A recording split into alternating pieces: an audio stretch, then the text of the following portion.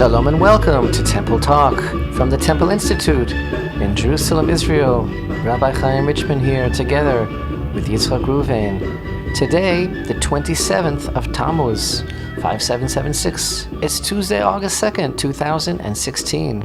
And this week, we will be observing Rosh Chodesh Menachem Av, the beginning of the new month, the new moon of the month of the Consoling Father. Better known as Av, it's actually called Menachem Av, the Consoling Father, and it begins on Thursday night and will be observed on Friday, August 5th. This Shabbat, here in the land of Israel, we'll be reading Parshat Ma'asei, the last Torah portion of the book of Numbers, and our brethren, Diaspora Jewry. Outside of the land of Israel, we'll be reading the double portion of both Parshat Matot and Ma'asei, the penultimate, if you would, and the ultimate Torah portions of the book of Numbers, and thus we will all be on the same page by the end of the Torah reading this Shabbat. And we will be leaving the anomaly that was created on the second day of Shavuot in the Diaspora. We'll be back on the same page. So, this week, the month of Av begins, and thus, as is reflected in the tomes of Jewish law, when Av arrives, mirth decreases. The levels of mourning observances increase from the new moon of Av, for some, according to some customs, according to the Ashkenazim, and then there are others that the week in which the fast of Av falls, according to the Sephardic rites, so certain customs of mourning are increased. In any event, Tisha B'Av, the 9th of Av, the day in which both holy temples were destroyed, falls out on Shabbat Parshat Devarim on August 13th. But because we do not fast the fast of Av on Shabbat, it will be deferred to Sunday, the 14th of August. And here we are in this cycle of mourning, of concentrating and focusing on the loss of the Holy Temple. We've been through this cycle many, many times in Jewish history. And in fact, if you must know, it's been really too many times. Quite a while since the temple was destroyed. I believe it's been 1,947 years. Not good. You and I, Yitzhak, have been at this for a very long time. Mm-hmm. This is around our 510th Temple Talk. We've been doing Temple Talk for over 10 years. We never say the same thing twice either. We it's really amazing. don't. They try to catch us, but we don't. Our YouTube channel is over 10 years old, and we have well over 900 videos there. I personally have been associated with the Temple Institute since 1989. That's most of my life, and you joined me about 12 years ago already. My point being that we have been teaching about, speaking about, blogging about, writing about, filming about, everything you can imagine about the centrality of the Holy Temple in the life of the Jewish people and all mankind for a very, very, very long time. And you're right, I don't think we do say the same thing twice, and some people cringe and say, oh no, it's Temple Talk during the 3 weeks. They're going to be doing their temple loss thing. But the thing is that what it is? Is it just the same thing over and over again? Are we beating on a dead horse? You know, you mentioned the mourning cycle. It starts to sound like the rinse cycle of, when you wash your clothes. It's like... Exactly, a cycle that we just have to get through. That's part of the cleansing process. And a lot of people do look at it that way, but what we're actually supposed to be feeling, what we're supposed to be concentrating on, is the fact that we really can't go on. We really can't go on. I know I've mentioned this before, so like we say, we don't repeat ourselves, but I mentioned this before. We've talked about this. Normal mourning practices, the year of mourning starts out very intense with the Shiva, with the first 7 days after the loved one has died, and then you have the first 30 days, which is a slightly tempered period, and then you complete your year of saying Kaddish and refraining from going out to entertainment and things for the entire year. And that's in order to slowly get you past the trauma and bring you back into the life cycle again.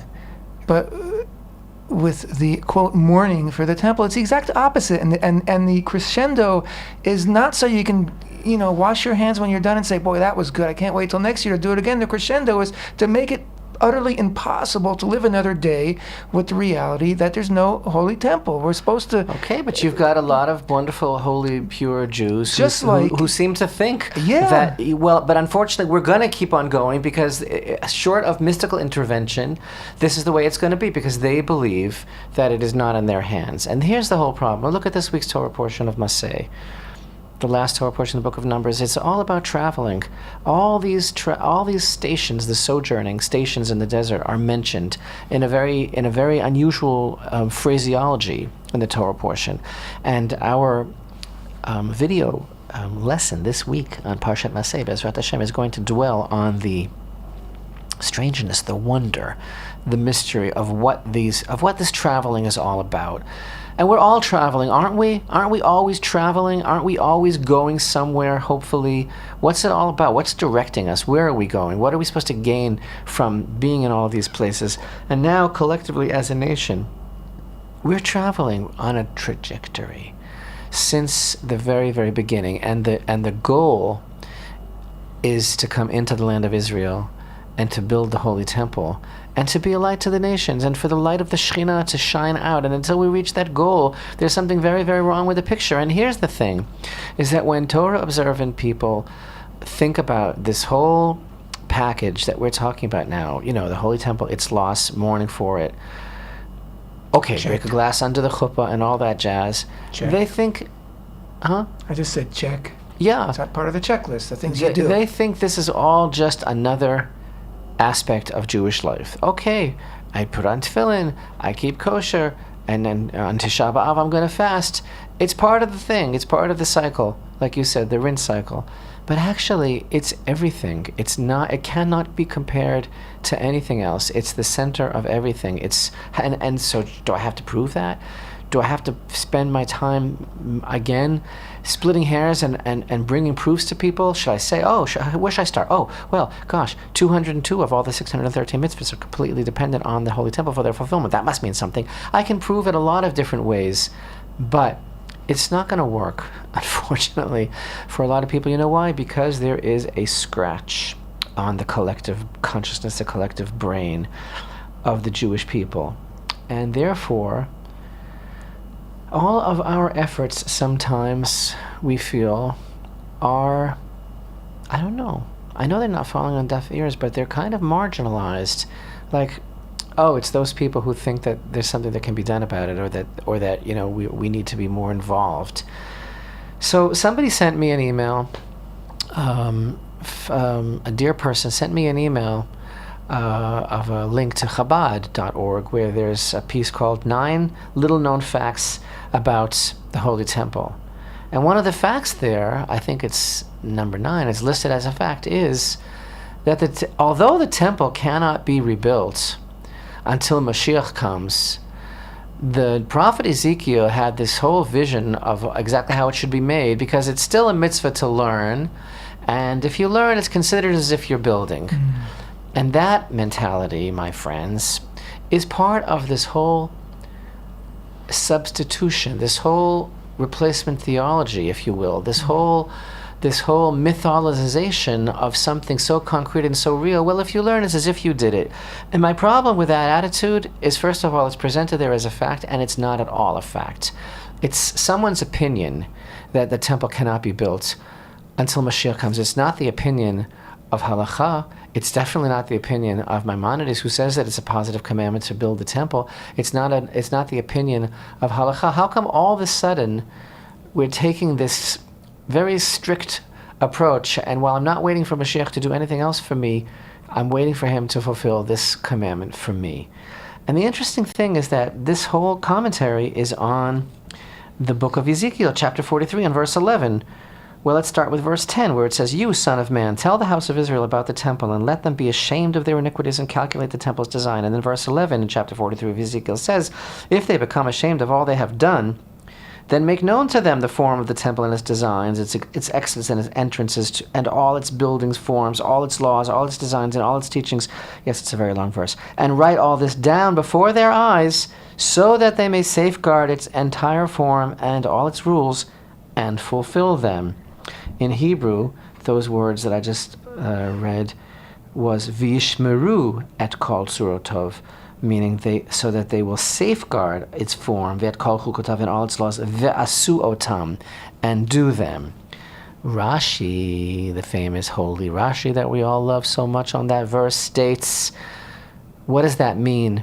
And observe them, and so that they will do them? Rashi says, so that they will know how to actually build it at the time of the end.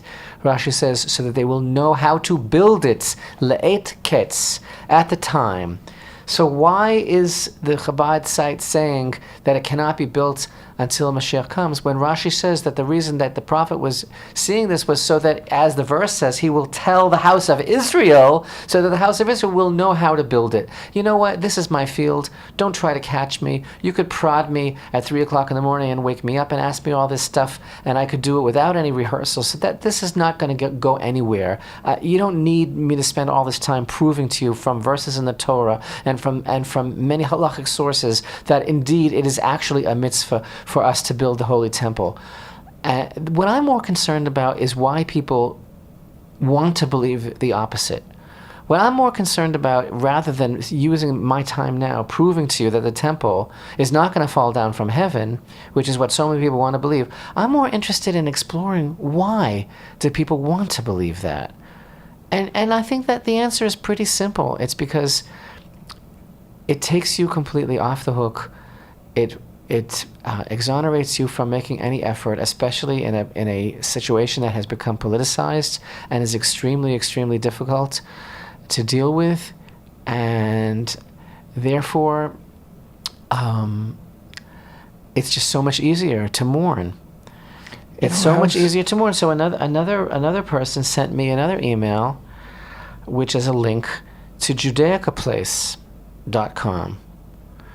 We're on Judea, or is it the Judaica? It's either the Judaica or JudaicaPlace.com. They have a mighty fine lineup of products for mourning, for Tisha B'Av. You can get your kinos, your dirges with your art scroll version of doing it and all that. But then they have a special stool and cushion, specially designed for Tisha B'Av. And it's actually, it goes like this. It's called the Tisha B'Av stool. It's been marked down from $19.99 to $14.99. And then there's a special stool cushion for the Tisha B'Av stool, which has been marked down from $13 to $9.99.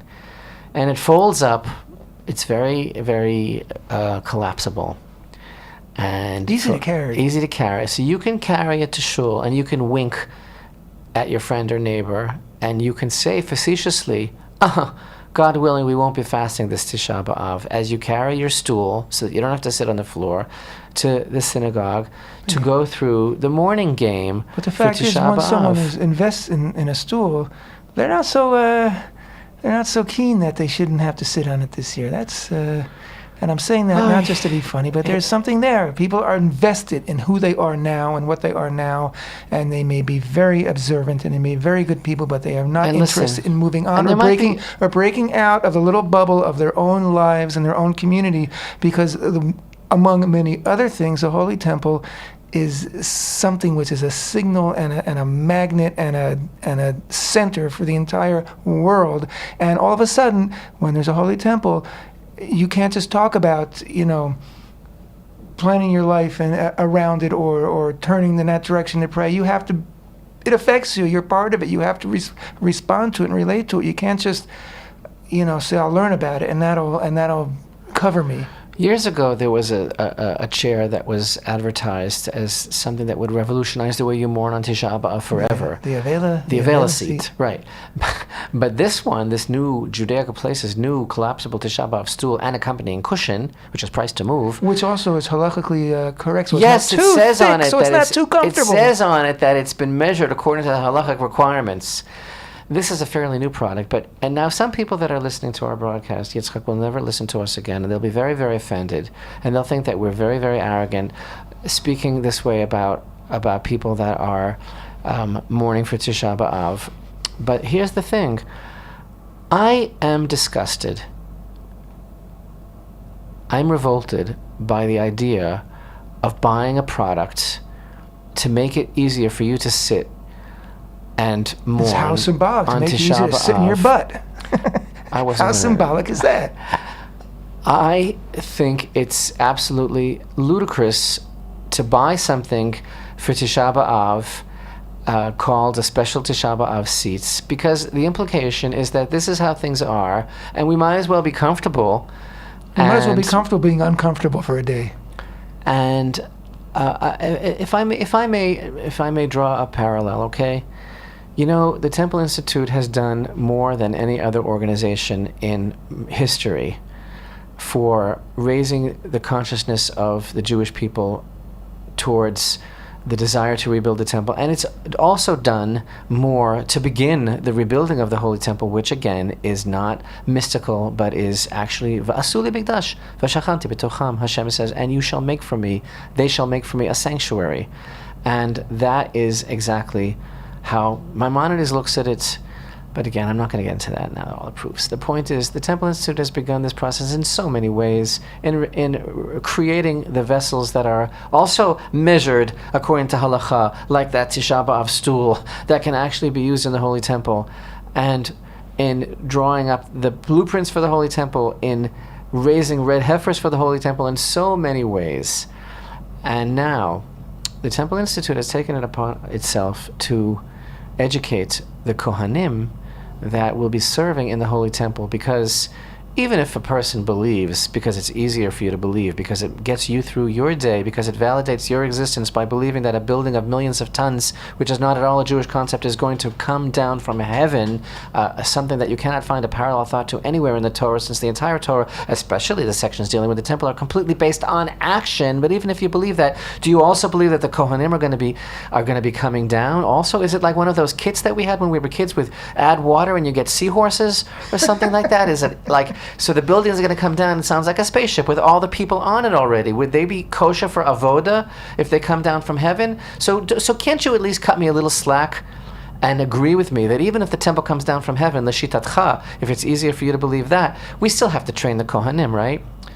So we began a campaign now for Nezer HaKodesh, the Holy Crown, the Temple Institute's school, probably, yes, definitely the first institute in history for since the destruction of the temple, for training Kohanim, that we have begun. And we have an Indiegogo campaign, crowdfunding, for raising money for this. And I got to tell you, it's not going that well. It's going kind of slow.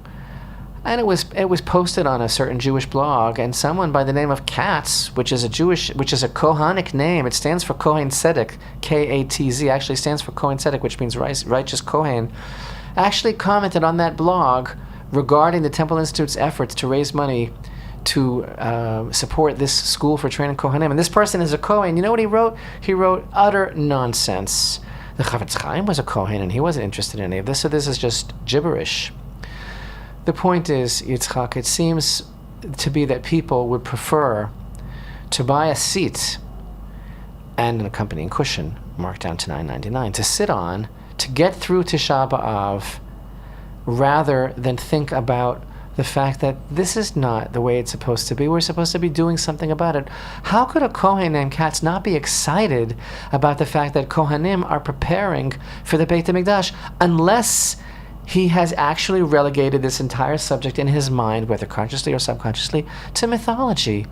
How could a person be so cynical just to say that this is nonsense? Since when is the Torah nonsense? Since when is fulfilling the commandments of the Torah's mitzvot nonsense? So yes, it's a frustrating life that we have, trying to motivate the Jewish people to understand that it could be different, that this is not our job, that our job is not just to mourn, our job is to try to do something about it. And we will continue to innovate and to create as much as possible to change people's way of thinking. But sometimes, Yitzchak, at moments like this, when I look at the stool and its accompanying cushion and the reaction of people to a crowdfunding campaign to try and train Kohanim for the service in the Holy Temple, and I look at what's going on in the state of Israel, and I look at the UN's grab for the Temple Mount and everything else that's going on, and I wonder, what will it take not only to wake the Jewish people up, but to change their preference from mourning to building? You have to want to mourn. And unfortunately, I guess it's just so much easier to mourn than it is to do something about the situation. To the extent that people are more willing to put their money into mourning than to put their money into education, which is a basic value of our people. They're more interested in continuing the mourning than they are in building. That's the point. They want to put their money on mourning and not on building, because they don't believe that we can make a change. And I don't believe that they actually believe that there will be a change. I believe that the entire thing is just an excuse. And First temple didn't come down from heaven. Second temple didn't come down from heaven. Where is it written in the Torah that the third temple will come down from heaven? And I'm not actually challenging you. It's a rhetorical question, okay? Because, again, this is something that if you really don't know about it, then don't tell me that you know about it. And don't start telling me who says what. Don't tell me who says what. Because actually no one really understands the sources that are so often misquoted about how the temple is going to come down from heaven. Because I assure you that Rashi did not believe that a building is going to come down from heaven, because that contradicts Rashi and Ezekiel that I just read to you, so that we will know how to do it. And that is not what it's all about. What it's all about is va'asu, ta'aseh, va'asita, all the hundreds of action-oriented expressions that the Torah uses to describe the rebuilding of the Holy Temple. And if you have it in you to sit down on a seat, on a cushion, you certainly have it in you to actually do something about making a change, or at least supporting other people who do. Well, the torture is about to end for a moment. There's the music. If you're interested in being harangued, we'll be right back on Temple Talk.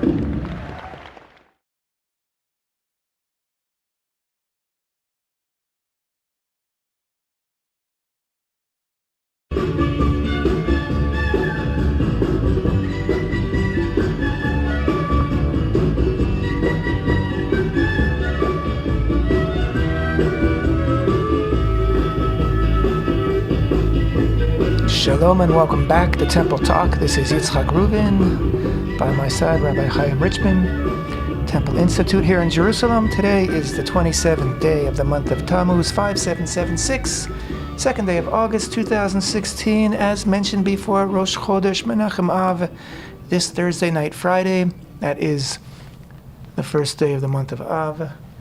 And this coming Shabbat, we'll be reading here in the land of Israel the final parasha, the final section of the book of Numbers, Ma'asei. And in the Diaspora, they will be catching up by reading what was last week's parsha for us, Matot and Ma'asei, all on Shabbat. And so next week we will all go into the new book of Devarim, Deuteronomy, together on the same page. We're in the midst of the 3 weeks, those 3 weeks of introspection and mourning and thoughts about the loss of the Holy Temple. And but are we on the same page? That was my whole point. But are we really on the same page? And trying to restrain the rabbi right now. We do need to move on here. And see, that's the whole thing, every which way. Oh, can't you just move on and get a life? Can't you just move on? We'll mourn again next year. What is it? What do you care? Take your stool out of the closet. Anyway, I just like to say, while some people are buying their collapsible mourning seat, others are taking the one out of the closet, like you just mentioned from last year, because they already bought it last year, because they knew they'd be using it over and over again. And some people have probably been using the same thing for the past 20 years. What a great investment that was. Not everybody is sitting on their backside and just accepting the 3 weeks as some kind of eternal sentence, against the Jewish people, against the world for that matter. But there are people who are actually standing up and doing a lot of things here in the land of Israel. And I'd just like to mention that on Thursday, the Temple Institute has organized and will be leading a march of young people from the center of Jerusalem, Kikar Tzion, right here in downtown Jerusalem, all the way to the Ezrat Yisrael, the plaza that is not actually the Western Wall Plaza, but next to it, and which point prayers will be said for the building of the Beit HaMikdash, the Holy Temple. And then the entire group will go up into the Jewish Quarter, into the Yeshivat HaKotel auditorium, where a number of lecturers, rabbis, and experts will be talking. And again, we're hoping for a strong turnout, and every year we do actually get a strong turnout. We have something during these 3 weeks, usually geared for young people. And the beauty of this whole event is, again, if we're talking about what we perceive as complacency or inertia, or getting used to the mourning cycle, here the youth are saying, no, we identify more with the concept of the renewal of the Holy Temple. We identify with the building of the temple. We want to express ourselves in a positive way, that during this period of time when all eyes are focused on the Holy Temple, what can we do to change the situation? And also, other good news, the Muslim Waqf actually came out and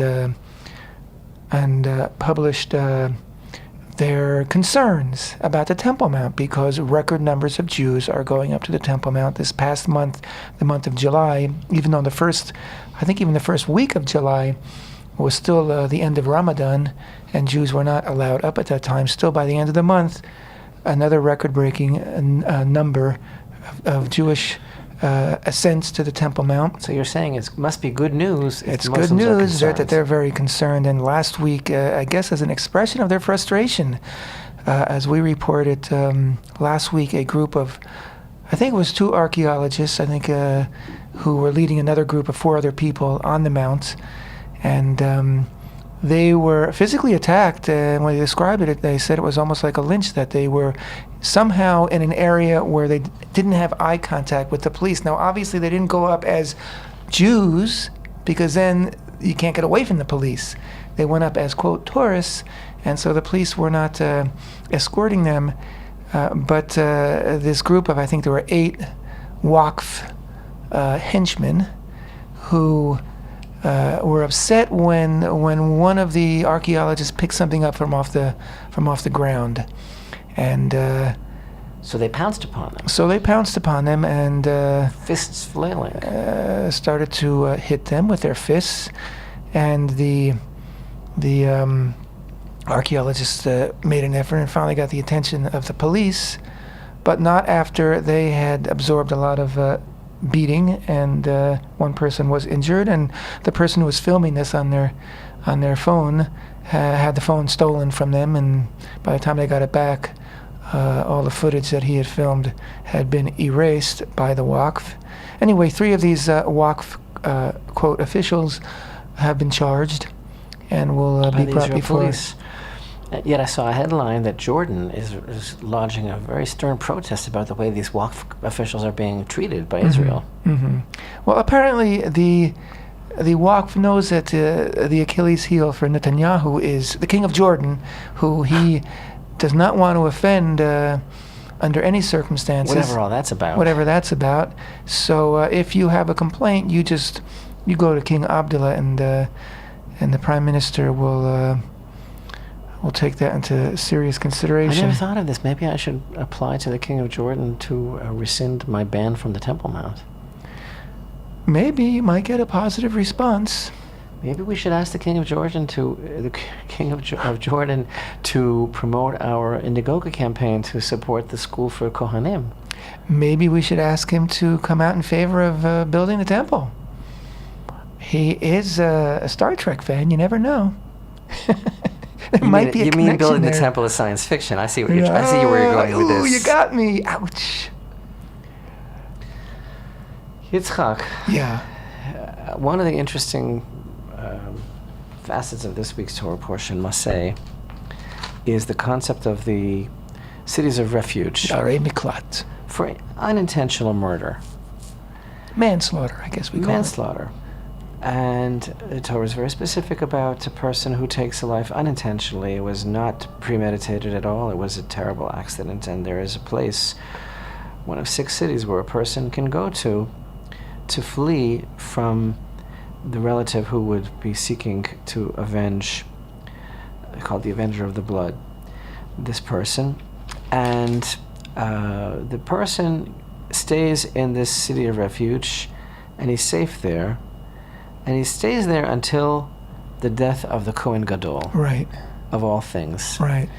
After all, we're talking about Kohanim. We're very, very focused on Kohanim because we are so involved with this wonderful initiative of the School for Kohanim. So what is the connection between the death of the presiding incumbent high priest and the release of the unintentional murderer from the city of refuge? Yeah, what is that all about? So Rashi mentions 2 things. One thing he mentions is that the reason why, this of course is chapter 35 and verse 25 of Parshat Ma'asei, the book of Numbers. The first thing that Rashi mentions is, well, the reason is because since the Kohen Gadol, his whole task is to facilitate the dwelling of the Shekhinah and to elongate people's length of days, longevity, by his service in the Holy Temple and by bringing peace to the world. And the murderer basically comes to, in a way, unintentionally, of course, to, what is the word I'm looking for? To mavriach, to cause the Shekhinah to depart, right? And he shortens people's lives, so therefore it's not fitting that he should leave before the Kohen Gadol passes away. But then the second interpretation that Rashi mentions is kind of like flipping it and looking at it from the perspective of the Kohen Gadol, and he says that because the Kohen Gadol should have prayed better, basically, that something like this should never happen during his lifetime. Right.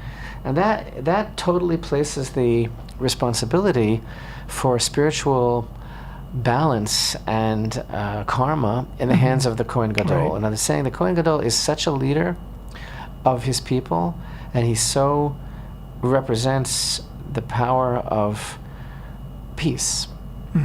And he's such a delegate, a representative of the Shekhinah dwelling in the Holy Temple, that if he would have been on his toes, if he would have been everything he should have been, if he would have been doing his job correctly, then this never would have happened. And therefore, this connection between the unintentional murderer having to stay there until the passing away of the current Kohen Gadol, because they're connected on the spiritual level, that he should have basically been doing a better job.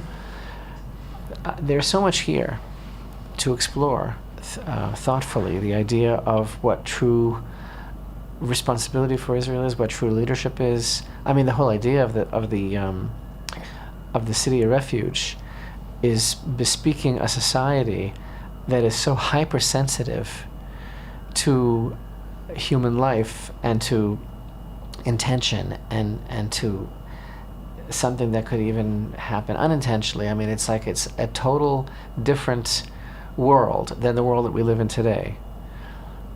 It's aiming for a different society on a completely different level, and this comes here in the Torah after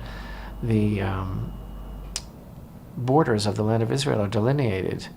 And the idea is you're going to be going to the land of Israel now, and listen, it's going to be a whole different thing. You're going to be on such a different level of reality. And it's like painting a picture of being hypersensitive to every person and every moment.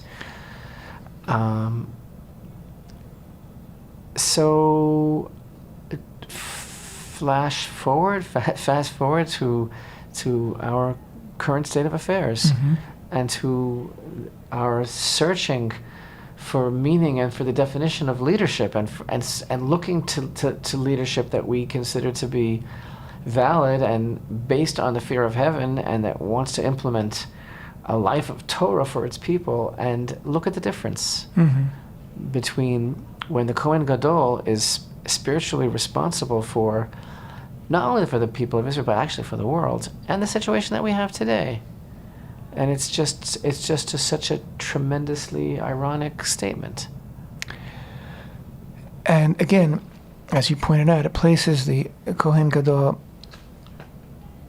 front and center in the consciousness of the nation, and it places the Holy Temple as, an integral part of all our activities. It's not simply a building of stone set, in a high place that people go to 3 times a year, where there's an official there called the high priest. No, it's part of the fabric of our everyday life, because it is our connection with God's presence. As we say so often, on it's earth. got so little to do with the building. It's got so nothing to do with the building. It has everything to do with the Shekhinah, with the divine presence, with our being connected to the presence of God in the world, and to each other, and to purpose, and to the whole world. That's the whole idea. And that's why we should be mourning. And that's why, if we really understood that, we wouldn't be sitting on a stool and a cushion. We would be either absolutely devastated so that we could not go on another moment, or we would be sick of being devastated, and we would rise up and say, this has got to stop. This cycle of mourning has got to stop, because it's up to us. And this idea of the Kohen Gadol, who is the spiritual leader, who represents chesed, who represents kindness, who represents every good thing, as Hillel said in Pirkei Avot, in chapters of Fathers, be of the disciples of Aaron, the high priest, love peace and pursue peace, and bring your fellow man to Torah. And this is the question: who are we? Who are our leaders? What do we expect from our leaders? What is our connection? What is our destiny? Where are we going from here? It's all those journeys that are in the beginning of this week's Torah portion. Well, where have they taken us to? Are we done? Are we done traveling? Are we ready to come into the land? And I think that this is all connected to the image that we have of ourselves, and the image that we portray to the rest of the world. And these attitudes, by the way, that Jewry has about the Holy Temple, whether it's just ornamental, or whether it's just a building, or whether it's just a myth, or whether it's just a symbol, or whether it's just something, that we're concerned about during a certain period every summer, or whether it's our whole life, these attitudes have a direct relationship on the message that we send to the whole world about what we're doing here in this land altogether. But even if we belong here, case in point, just a couple of days ago, last week, the U.S. State Department, and I quote, the U.S. State Department on Wednesday blasted Israeli plans to build new homes in Jerusalem, describing them as corrosive to peace. Condemnation came following Monday's announcement of plans for 770 new housing units in the southern Jerusalem neighborhood of Gilo. We are deeply concerned by reports today that the government of Israel has published tenders for 323 units in East Jerusalem settlements, said State Department spokesman John Kirby. We strongly oppose settlement activity which is corrosive to the cause of peace. These steps by Israeli authorities are the latest examples of what appears to be a steady acceleration of settlement activity that is systematically undermining the prospects for a two-states solution, he added. In just the past few weeks, we have seen reports of the advancement of plans for 531 units in Malay Adumim. Oh. That's where you live, Yitzchak, you felon, you. I can't even be photographed with you. 19 in Har Choma, 120 in Ramot. Oops. 30 in Pisgat Zev, the advancement of a plan to retroactively legalize an outpost near Ramallah, and the issuance of tenders for 42 units in Kiryat Arba, said Kirby. This stuff is just so ludicrous. I don't know where to start. At least the government plans on building in Jerusalem, but the United States State Department calls it a settlement, calls these Jewish neighborhoods with tens of thousands of Jews in them, calls them East Jerusalem settlements. And the fact that Israel could declare that it's building houses for Jews in Jerusalem is, and I quote, according to the United States State Department, corrosive to the cause of peace. This really begs a definition of what the cause of peace is. If Jews building homes is corrosive, Mm-hmm. and it is also, of course, troubling because it raises concerns about whether or not we are serious about the two-state solution. Yeah. Again, everything is tied in. Everything. Are we serious about the two-state solution, or are we stalling for time? Is Netanyahu really against the two-state solution in the end? Is he still playing the game of nodding his head that there will be a two-state solution, and thus committing the greatest perfidy of his career, and assuring for himself a place in infamy in the eyes of the Jewish people forever? I don't know. But this is all so connected to Tisha B'Av. It's all so connected to the loss of the temple. It's all so connected to this cycle of mourning.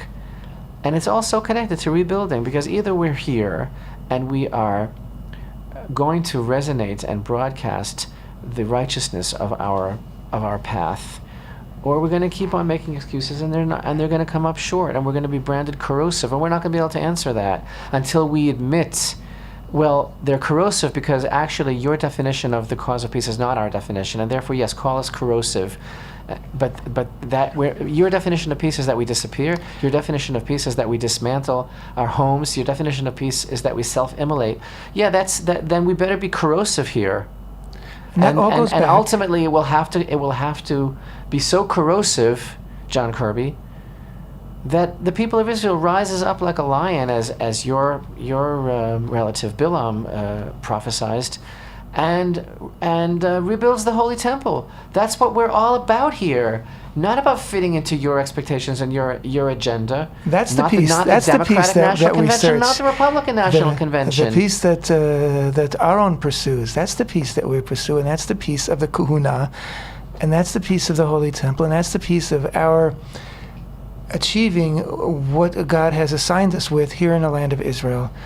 And that really is what it's all about. And again, just to give one more pitch on today's show for our school for Kohanim, the Nezer HaKodesh Institute for Kohanic Studies.